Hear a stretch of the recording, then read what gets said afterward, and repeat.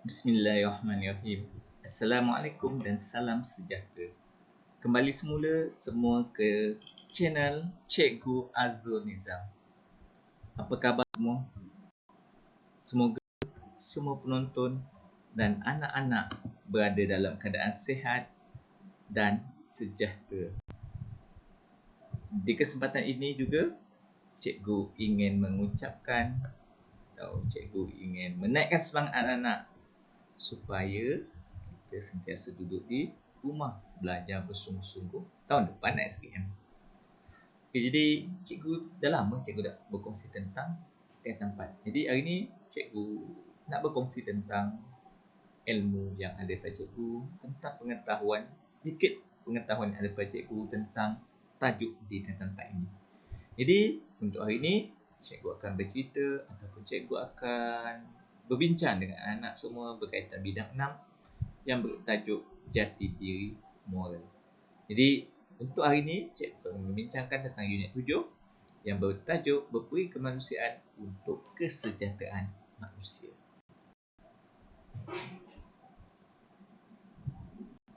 Jadi yang pertama sekali, sebelum kita pergi lanjut tentang isi-isi ataupun apa yang terkandung di dalam konteks, jom kita sama-sama saksikan tentang standard pembelajaran. Apakah standard pembelajaran? Standard pembelajaran adalah perkara-perkara yang terdapat dalam DSKP. Apakah DSKP? DSKP adalah kitab rujukan bagi semua pelajar-pelajar atau semua anak-anak murid sebelum menghadapi sebarang peperiksaan. Jadi kita tengok yang pertama, standard pembelajaran pertama untuk tingkatan 4 ini bagi unit 7 ini mentakrifkan maksud berperi kemanusiaan. Apakah maksud dia? Jadi maksud ni nanti cikgu akan kongsi, cikgu akan beri sedikit penerangan dalam slide yang seterusnya. Jadi untuk yang slide ni cikgu hanya berkongsi sedikit tentang apakah yang perlu diketahui oleh semua pelajar di dalam unit ini. Okey, kita tengok yang kedua. Apa perlu tahu? Kita perlu mengenal pasti perlakuan berperi kemanusiaan untuk kesejahteraan sejahtera. Perlakuan ini apa? Perlakuan ini adalah perbuatan. Apakah perbuatan berperi kemanusiaan? Macam mana perbuatan tersebut? Macam mana perbuatan berperi kemanusiaan ini dapat meningkatkan toleransi, dapat meningkatkan hubungan, dapat meningkatkan kasih sayang di antara masyarakat manusia. Okey, kita pergi yang ketiga. Apa dia yang ketiga? Dapat menghuraikan kepentingan berperi kemanusiaan untuk kesejahteraan sejagat. Kenapa perlu berperi kemanusiaan ini? Kenapa sebab berperi kemanusiaan ini penting? Okey, itu yang ketiga. Yang keempat, kita dapat meramalkan kesan pengabaian sikap berperi kemanusiaan untuk kesejahteraan manusia. Meramalkan apakah yang akan berlaku. Menjangkakan. Untuk ni kita tak tahu lagi sekarang apa berlaku sekarang, tetapi kita menjangkakan apa yang akan berlaku. Itu yang maksudkan dengan meramalkan kesan pengabaian sikap berperi kemanusiaan untuk kesejahteraan masyarakat.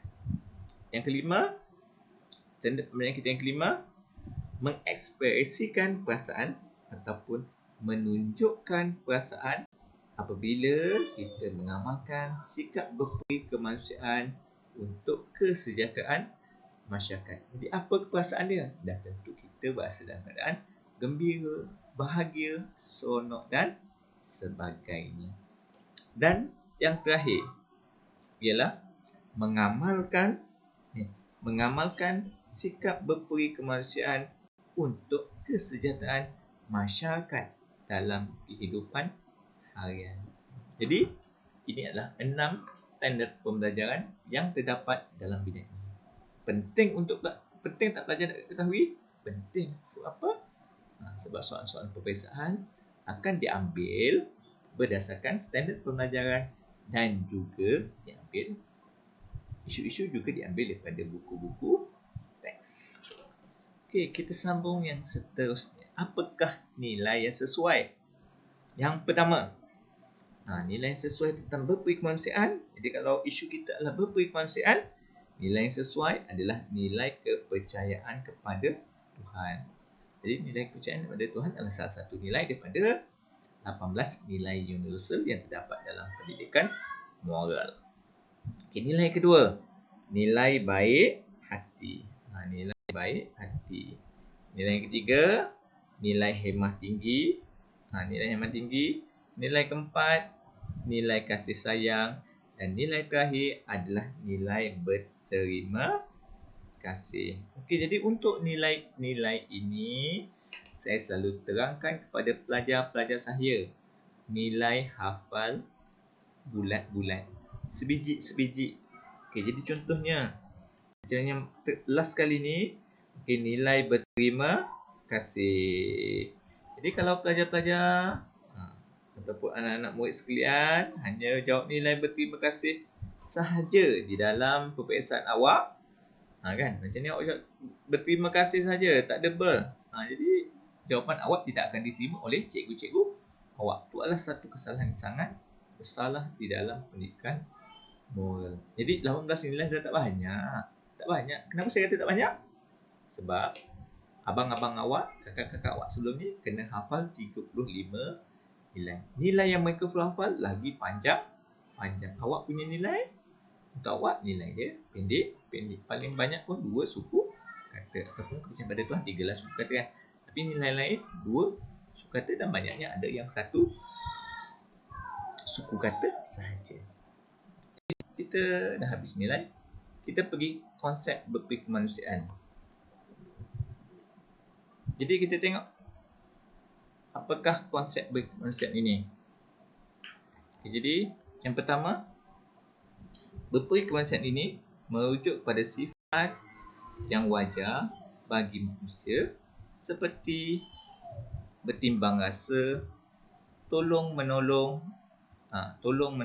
dan mengasihani. Jadi itu adalah maksud berperi kemanusiaan. Jadi manusia bersifat wajar ataupun tak wajar. Empati, bertimbang rasa, bertolak ansur, tolong menolong. Dengan siapa?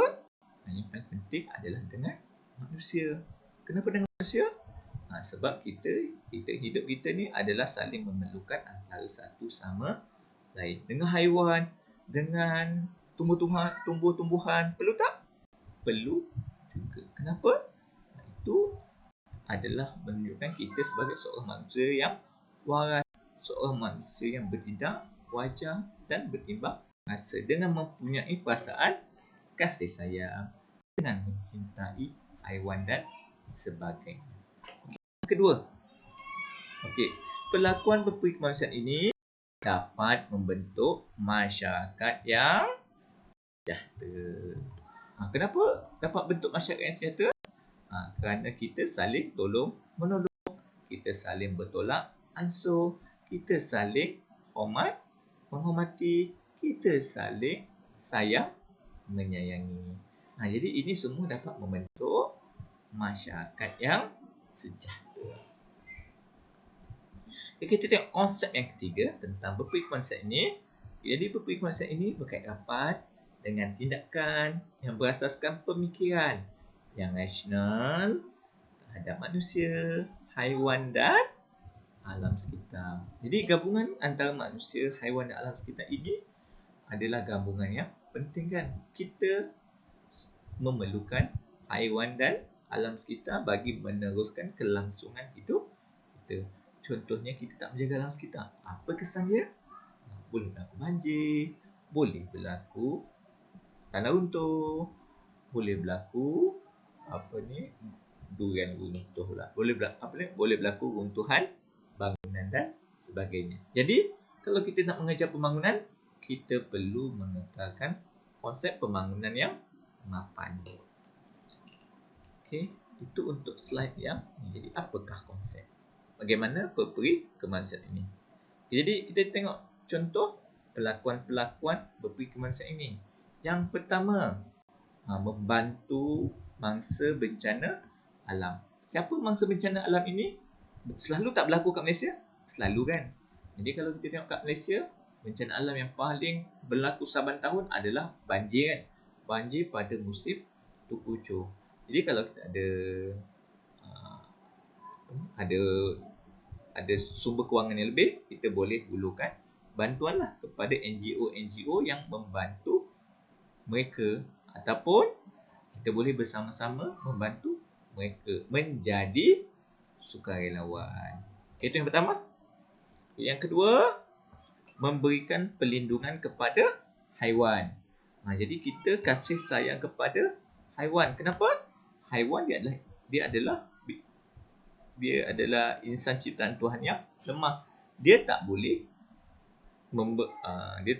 memberi ancaman kepada manusia lah, kecuali yang haiwan-haiwan liar kan, seperti harimau, singa dan sebagainya. Itu boleh memberi ancaman kepada manusia lah. Tetapi manusia, kalau yang tidak berperi kemanusiaan, mereka akan memburu haiwan, mereka akan membunuh haiwan-haiwan tersebut untuk dijual dan dijadikan sebagai makanan. Jadi benda-benda tu kita boleh kategorikan sebagai sikap tidak berperi kemanusiaan kerana tidak memberikan perlindungan kepada haiwan. Kita tengok contoh perlakuan yang ketiga. Memberi bantuan kepada golongan gelandangan. Apakah gelandangan ini? Gelandangan adalah golongan mereka yang homeless ataupun yang tidak mempunyai rumah. Kat mana mereka duduk? Jadi mereka biasa duduk di tepi-tepi jalan, tidur pun di tepi-tepi jalan. Jadi mereka nak ke macam tu? Kadang-kadang mereka tak nak macam tu. Tetapi kenapa mereka hidup macam tu? Kerana mereka tak ada sumber kewangan, kerana mereka tiada pendapatan dalam kehidupan mereka. Jadi mereka ini perlulah dibantu. Nak bantu macam mana? Bagi sumbangan kewangan, bagi kita jumpa mereka bagi derma, ataupun kita ada makanan yang lebih, kita buat donation, ataupun bagi makanan-makanan kering kepada mereka supaya mereka mendapat makanan kan, sumber protein, sumber makanan yang sihat. Jadi mereka juga manusia. Jadi sebagai manusia, semua manusia nak hidup dalam keadaan selesa, aman dan sejahtera. Yang ketiga, yang keempat. Memberi sumbangan kepada orang miskin. Perlu kita bantu orang miskin. Jadi nak bantu orang miskin, contohnya sebagai orang Islam, salah satu sumbangan dia beri bantuan berbentuk zakat. Zakat ni diberi ataupun dibayarlah oleh mereka yang mempunyai pendapatan tetap, mereka yang bergaji kebiasaannya 3,500 ke atas. Kepada siapa? Kepada orang miskin. Kenapa mereka perlu dibantu? Kerana sumber pendapatan kita ini bukan sahaja untuk diri kita, tetapi juga untuk orang lain. Kerana kalau menurut Islam, bila kita bantu orang lain, hidup kita insya-Allah akan menjadi lebih mudah. Yang kelima, membantu orang yang memerlukan. Jadi siapa yang memerlukan ni? Ramai yang memerlukan. Terutamanya di sewaktu musim COVID ini. Ramai ibu bapa yang hilang kerja, ibu bapa yang pendapatannya dipotong, ibu bapa yang tak boleh pergi kerja. Sebab apa tak boleh pergi kerja? Kerana kilang tutup. Kilang tutup sebab apa? Kerajaan suruh duduk di rumah. Jadi kilang tersebut bukan di bawah kategori essential services. Jadi kilang macam ni tak boleh dibuka. Jadi bila tak boleh dibuka, jadi ibu bapa ni tak ada pendapatan. Jadi siapa yang harus bantu? Kita lah, jiran-jiran tetangga. Tengok, bertanya khabar, tanya ada tak makanan, ada tak minuman, ada tak duit belanja dan sebagainya. Jadi itu semua akan menunjukkan atau akan memberi interpretasi bahawa kita seorang manusia yang berperi kemanusiaan kerana mempunyai hati ni mesti baik hati mesti baik dan mempunyai sikap yang empati. Kita pergi yang seterusnya. Bagaimana memberi konsep ini? Untuk bos pula, untuk majikan, layan pekerja dengan baik. Macam mana nak layan pekerja baik? Jumpa pekerja walaupun pentadbir kan. Jumpa pekerja bos-bos kat kilang ke, bos-bos kat sekolah ke, atau mana-mana perkhidmatan awam, kita melayan semua orang dengan baik. Kita melayan semua orang tanpa membezakan darjat. Jadi kita tengok orang tu, walaupun kita lebih tinggi kedudukannya, jumpa orang kita perlu senyum. Kerana bila kita senyum, itu semua adalah sedekah dan dapat meningkatkan hubungan antara pekerja dan majikan. Jadi nak layan pekerja yang baik juga macam mana? Beri gaji mengikut masa. Kalau mereka ambil OT, bayar OT. Jangan potong gaji mereka dan sebagainya. Itu antara perbuatan-perbuatan yang boleh dilaksanakan oleh pentadbir ataupun bos-bos kan dekat mana-mana kilang atau sebagainya untuk melayan pekerja mereka dengan baik. Okey, yang ketujuh, mengelakkan diri daripada melakukan penderaan. Terutamanya pada siapa? Kepada anak-anak kecil kan. Kan budak-budak kecil ni, contoh macam saya, anak saya 4 orang. Saya semua kecil. Masih kecil lagi. Saya masih muda. Baru 30 tahun. Jadi anak saya paling kecil pun, paling kecil pula, paling besar pun baru berumur 7 tahun. Dan yang paling kecil baru berumur 1 tahun. Jadi sebagai seorang bapa yang berberi kemanusiaan dan mempunyai kasih sayang yang baik kepada anak-anak saya, jadi jangan melakukan penderaan kepada anak. Jadi kalau anak melakukan kesalahan, dia main sana, dia main sini, dia tak mendengar cakap saya dan sebagainya, layanlah dia dengan baik. Jangan sikap garang, jangan pukul-pukul, kesian mereka. Mereka tak boleh lawan. Mereka kecil lagi, tenaga mereka tak sama macam kita yang dah besar ni. Jadi kalau kita lihat kes terbaru sekali, yang terbaru sekali adalah di Johor Bahru kan. Ada seorang suami mendera isterinya sehingga isterinya lumpuh dan perlu melakukan pembedahan di otak. Dia buang sedikit otak dia. Sedikit ni kepala dia kan, tengkorak dia kerana pecah didera oleh suaminya. Jadi kalau kita lihat berita, untuk hari ni saya buat rakaman hari ni, saya buat pembincang pada hari ni suami dia baru ditangkap selepas berapa hari dia bersembunyi? Selepas 38 hari dia bersembunyi daripada pihak polis. Jadi kesian kepada isteri dia, tak bersalah. Bukan sahaja kanak-kanak, tetapi wanita juga adalah insan yang lemah. Jadi lelaki sebagai seorang yang perkasa, kuat kan, hebat kan, jangan buat perkara-perkara yang tak elok kepada wanita dan kanak-kanak semua. Okay, kita pergi yang ke-8. Sikap empati dan simpati dengan jiran. Tadi kita dah sebut tentang kerja, kita dah sebut tentang kanak-kanak, wanita dan sebagainya. Ini kita sebut pula tentang empati dan simpati kepada jiran. Jadi nak tunjuk kita empati, terutamanya macam terutamanya sekarang dalam musim COVID, ramai tak boleh pergi kerja dan sebagainya. Jadi kita perlu bantulah jiran-jiran kita, tanya khabar. Kalau tak, waktu bila kita nak kenal jiran kita kan. Jadi duduk rumah ni, kita nampak jiran kita pun tak pergi kerja, kita pun duduk di rumah dan sebagainya. Jadi sama-samalah ambil tahu dan sentiasa bertolak ansur dengan jiran-jiran kita. 8. Kita pergi yang ke-9.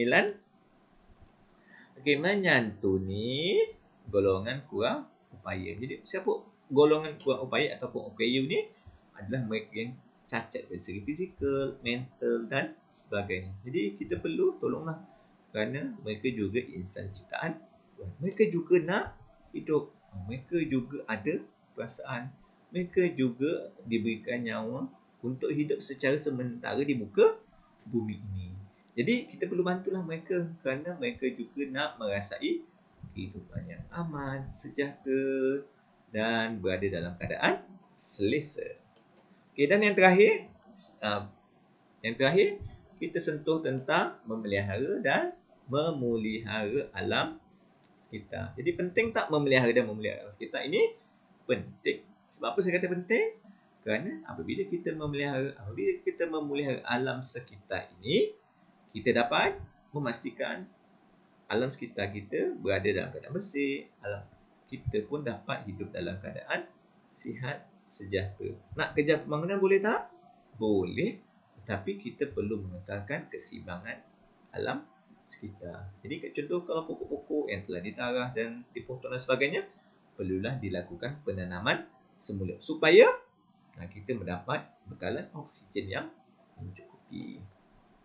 Okey, ke seterusnya kita sambung kepentingan berperi kemanusiaan ini. Jadi kenapa perlu berperi kemanusiaan ini? Yang pertama, untuk melahirkan masyarakat yang harmoni. Harmoni ni apa? Harmoni tu mesra. Harmoni tu stabil. Harmoni tu berada dalam keadaan selesa. Jadi maksudnya kat sini dia kata penerima bantuan, maksud orang yang kita bantu itu akan berasa disayangi dan diambil peduli oleh masyarakat. Jadi dia berasa bahawa diri dia juga penting dalam masyarakat. Dia juga berasa bahawa diri dia juga sentiasa diingati oleh jiran. Walaupun jiran yang berada di sebelah mereka adalah orang senangkan. Jadi kalau kita lihat orang susah, terutamanya jiran-jiran ini, kita perlu bantulah. Kerana kalau agama lain saya tak pasti, tetapi kalau untuk agama Islam, kita perlu bantu jiran-jiran kita sehingga kepada 40 rumah di kanan, 40 rumah di kiri, 40 rumah di hadapan dan 40 rumah di belakang. Jadi dekat situ menunjukkan bahawa pentingnya kita mempunyai berperi kemanusiaan dan saling membantu antara satu sama lain dengan semua jiran-jiran kita. Okay. Dan yang kedua, macam mana nak lahirkan sikap masyarakat yang harmoni ini? Kerana tidak ada sikap iri hati dan bersangka buruk terhadap kejayaan orang lain. Jadi kalau orang berjaya, kita perlu bersikap positif. Nak berjaya, boleh tak? Boleh. Macam mana nak berjaya? Kita perlu usaha lah. Macam mana orang berjaya? Macam itulah kita usaha. Kita perlu mengetahui macam mana susah. Jangan tahu senang orang saja. Yang penting kita tahu susah orang. Macam mana susahnya orang nak berjaya. Jadi itu yang paling penting sekali. Okay, yang kedua adalah keselamatan masyarakat terjamin. Jadi kes jenayah seperti kecurian, penipuan, penderaan dapat dikurangkan. Kenapa dikatakan macam tu? Sebab manusia hidup. Kita setiap hari hidup selagi nyawa belum diambil oleh Tuhan kan. Jadi selagi kita hidup, kita memerlukan makanan. Selagi kita hidup, kita memerlukan tempat tinggal. Selagi kita hidup, kita memerlukan air dan sebagainya. Itu adalah keperluan asas untuk kehidupan. Jadi kenapa berlaku kecurian, penipuan, penderaan dan sebagainya? Jadi orang mencuri sebab nak duit. Kenapa dia nak duit? Sebab dia nak cari. Dia tak ada duit, dia tak ada kerja. Jadi dia tak ada kerja, tak ada duit, dia mencuri. Jadi dia mencuri tujuan untuk apa? Untuk dapat duit bagi beli makanan. Yang paling penting makanan dalam hidup ni. Jadi apabila kita bantu mereka-mereka yang susah ini, bila kita bantu jiran-jiran yang susah ini, jadi kes-kes kecurian ini dapat, insya-Allah dapat dikurangkan sebab mereka dah ada duit. Jadi mereka bila perut dah kenyang kan. Kalau kita sendiri pun, kalau kita perut lapar, kita marah, kita rasa penat sangat. Kita rasa pening kan sebab bila lapar tu dia punya sakit tu sampai ke kepala. Jadi kalau sakit sampai kepala, jadi terpaksalah dia mencuri lah kan. Pada kita kan, sebenarnya itu yang berlaku. Jadi dia terpaksalah mencuri untuk dapatkan sumber kewangan bagi meneruskan kelangsungan hidup mereka. Yang kedua, tidak melibatkan diri dalam perkara-perkara yang menyalahi undang-undang. Jadi itu saya kata, seperti mana saya katakan pada awal, bahawa kita perlu membantu jiran-jiran kita, kanan, kiri, depan dan belakang. Kita perlu membantu gelandangan, kita perlu membantu anak yatim, kita perlu membantu OKU dan sebagainya lah. Sebab apa? Bila mereka tak rasa dihargai dan sebagainya oleh masyarakat, mereka akan membuat perkara-perkara yang bertentangan atau menyalahi undang-undang. Kita pergi pada yang seterusnya, kesan pengabaian sikap berperi kemanusiaan ini. Yang pertama, apakah kesannya? Hilang maruah diri. Kenapa hilang maruah diri? Sebab jiran-jiran hilang hormat dengan kita. Jiran-jiran pandang rendah kepada kita. Sebab apa berlaku? Sebab kita tak bantu dia, kita tak menolong mereka dan sebagainya. Okey, yang kedua, kebajikan warga tua akan kerabat. Jadi kalau kita lihat, banyakkan sekarang warga-warga tua yang duduk di rumah orang tua. Sebab apa mereka banyak duduk di rumah tua? Kerana anak-anak mereka berjaya. Bukan tak berjaya anak mereka, tapi anak mereka tidak disemai tentang sikap berperi kemanusiaan dalam jiwa. Jadi apabila ibu bapa mereka dah tua, umur dah sampai 60 tahun, 70 tahun, kadang orang tua ni pada waktu tersebut mereka dah nyanyuk, dah pelupa dan sebagainya. Jadi anak-anak ni ambil langkah yang paling mudah, paling senang untuk mereka, hantar ke rumah orang tua. Selesai masalah dia kan. Tetapi untuk orang tua tersebut, mereka akan sedih. Dah besar anak-anak, anak ramai, dah besar anak-anak berjaya. Tetapi akhirnya hidup mereka sewaktu tua tak ada orang jaga. Jadi kesian kepada mereka. Jadi sebab tu pentingnya sikap berperi kemanusiaan ini. Okay, yang ketiga, saya punya nombor tu salah sikit buat tak apa kan. Yang penting adalah pengajaran. Okay, yang ketiga, jurang komunikasi dan nilai kehidupan terjejas. Jadi berlaku gap ataupun jarak yang jauh. Semakin jauh jarak antara orang senang dan orang susah. Jadi bila orang susah ni, dia tengok orang senang, dia berasa segan sendiri kan. Kerana kekurangan yang terdapat dalam diri mereka dan sebagainya. Okey, yang keempat, mementingkan sikap diri sendiri dan materialistik. Ini yang perlu kita elakkan lah. Kerana kejayaan kita bukan kejayaan kita sahaja. Seperti mana saya sebut awal tadi, bahawa rezeki yang kita dapat ini bukan untuk kegunaan kita sahaja. Bukan sahaja perlu dibelanjakan untuk diri sendiri, tetapi juga kita perlu belanja atau membantu orang-orang lain yang susah-susah. Okey, keempat, kita pergi pada yang kelima. Okey, bebanan kos kepada kerajaan. Sebab apa? Contoh tadi macam orang tua kan, hantar sahaja kepada anak-anak, hantar kepada rumah orang tua tanpa meninggalkan belanja kepada orang tua tersebut. Jadi siapa yang nak bagi makan, siapa nak bagi minum, siapa nak bayar bil utility dekat rumah tua tersebut kan. Jadi kos siapa perlu tanggung? Kos perlu kerajaan tanggung lah.